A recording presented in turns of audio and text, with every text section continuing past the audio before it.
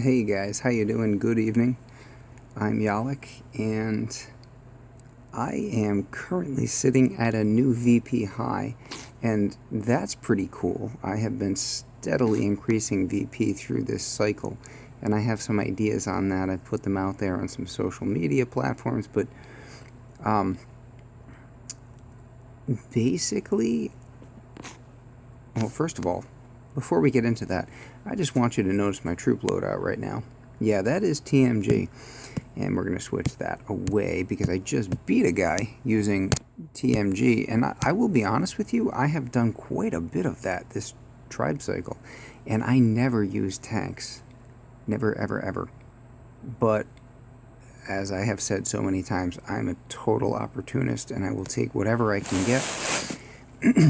Excuse me, frog in the throat there. I'll take whatever I can get. And if it wins, it wins. Down is down. And I've actually been getting a bit of practice with this strategy, and this is weird, but I'm kind of sort of proud of myself because I know everybody else has the exact reverse experience in this game. They learn tanks and then they learn everything else, and I've learned everything else, and now I'm trying to learn some tanks, and it's actually working out for me. The guy that I just showed you had some ice and a sky shield and a regular shield, and he got pretty well crushed. And that's cool. It's not the replay that we're here to see, but hey, I mean, you know, pat me on the back. I did a tanky thing. That's cool. You'll notice that gold, I'm trying not to touch my residences as much as possible. Also, I've finally gotten an op boat down here that has gold in it. I'm trying not to touch that. I'm going to do my operation hit tomorrow morning and jump out to go probably somewhere, anywhere, it doesn't matter. I'll go sit with some friends for a little while so that when I jump back into this task force, the DTs obviously, I will be able to preserve that op boat. Currently the trader is here, and I have literally been using, I had a huge surplus of trader tokens, and I have literally been using them as supplemental gold this evening. She's been here for, you know, a few hours now, and I'm just as gold as needed, and I'm trying to keep my gold up here as low as possible so it doesn't get raided away, which is why I am not touching the residences there. It's been a weird and eventful well, so far we're 5 days into the tribe cycle or something like that. 4 days, I guess. It's been odd, and to show you how odd it's been, here's a hit that I did earlier this evening, and this is just like weirdness times 3.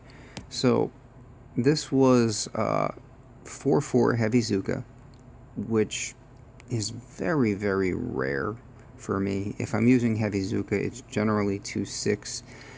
Threw in bullet on this one, unboosted.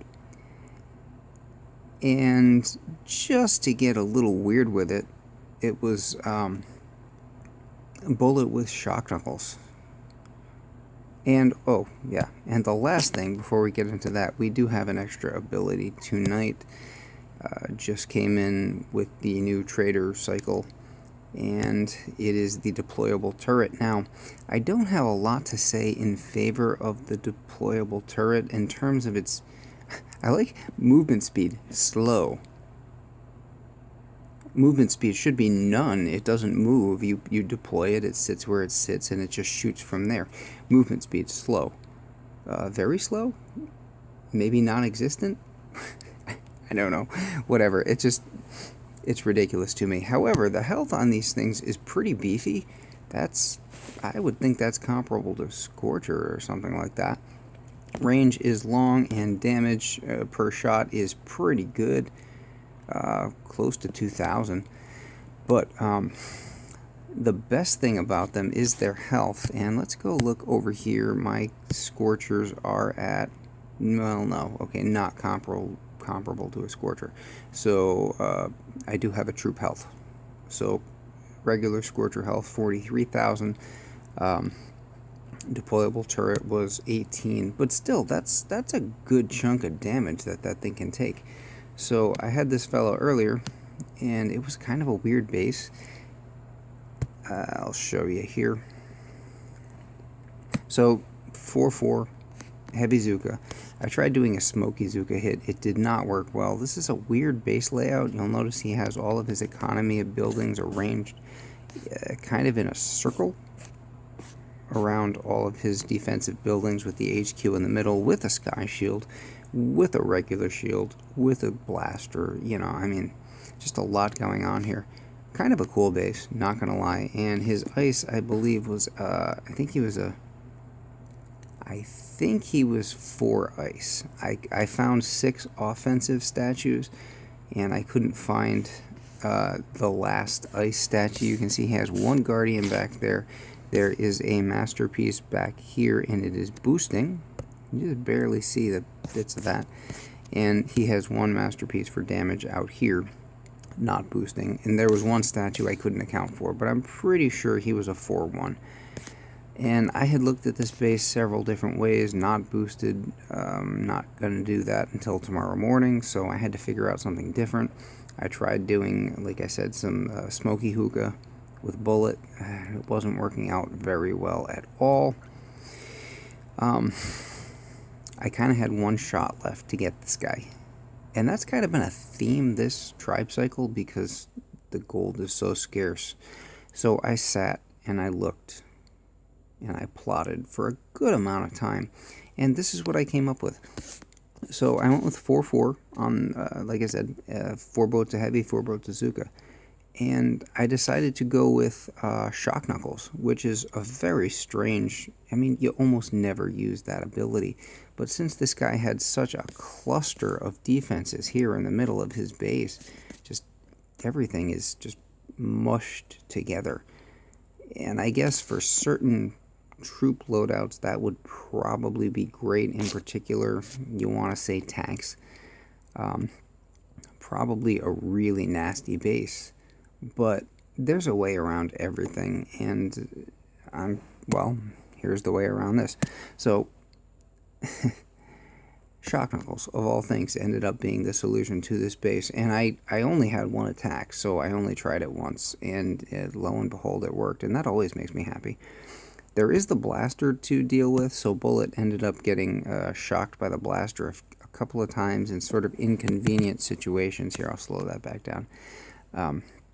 But it was alright. So there's a Shock Knuckles. And honestly, I use the ability so little, I don't even know what the costs are per usage.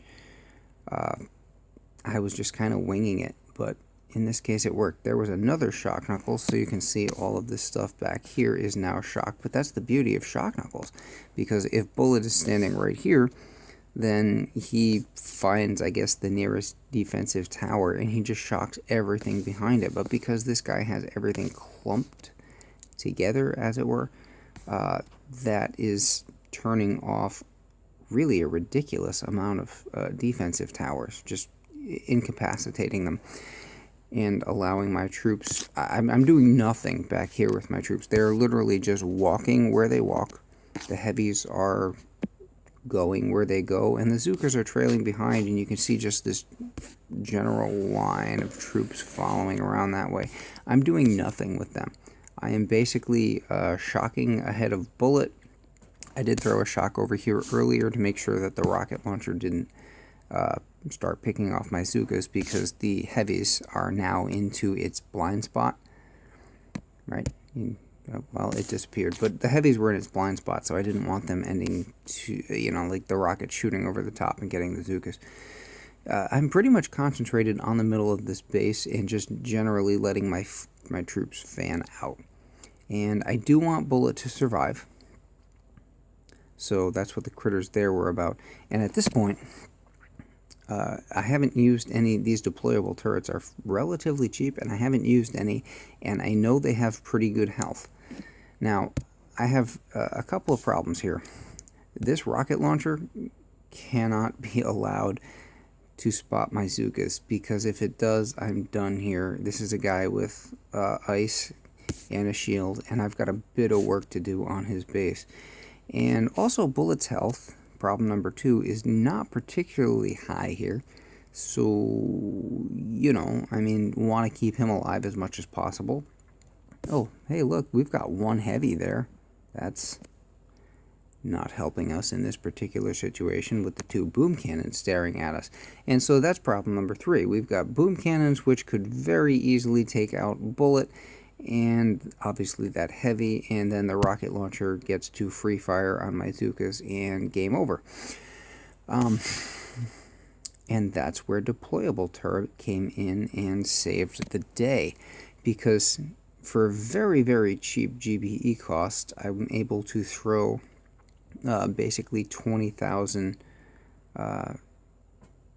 health out there. You know, I'm saving Bullet right now. The boom cannons are going to focus on that deployable turret, and Bullet gets to stand there and just act as a shield. Bullet is... These are actually... They were thrown a little too close, probably, to the HQ, but Bullet is really my defense here against this rocket launcher. If you look at the range on the rocket launcher, if Bullet dies, the Zookas die. That's it. As long as the rocket launcher is focused on Bullet, my girls can sit back there and work. But that really means that the deployable turrets... it's kind of weird. Bullet is usually the shield, but in this case, the deployable turrets become the shield for Bullet, so that Bullet can become the shield for the Zookas. And as you can see, well, I mean, we've got a whole bunch of Zookas left, and the HQ does not have a whole bunch of health left.